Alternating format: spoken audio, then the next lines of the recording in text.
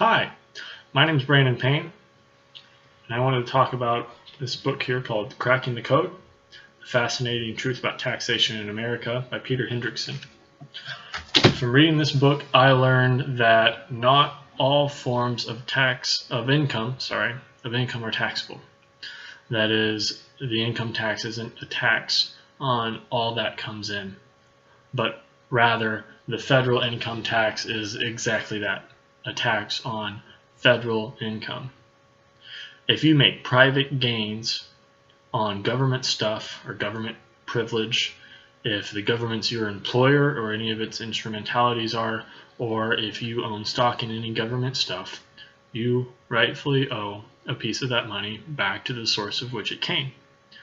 And likewise, if you don't make money that way, like most private citizens, you don't owe a federal income tax. Now that sounds like a fantasy, right? Fantastic. Fantasy-like. I have to admit, when I first read Pete's book, I found it hard to believe. So I looked at his website too, Lost Horizons, and I read his other books, one of which is a sequel to Cracking the Code, and I found it to be a bit easier to digest than Cracking the Code was at first. But the more I look into it, the easier it is to see the nature of the law. It's written and available for anyone to read. I encourage you to gain an understanding of the law for yourself.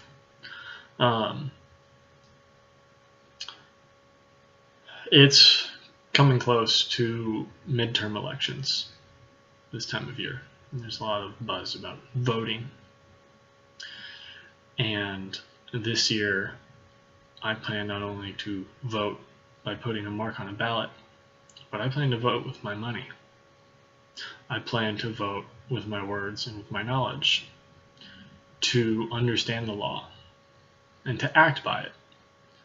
The law states, or rather, I'll let you read it for yourself, but I plan to uphold the law, and this year I will file a proper and educated tax return, that the monies I were paid do not count as the terms as they mean in the Internal Revenue Code, terms that have specific definitions and mean only what they are defined to mean, not what we may think they mean.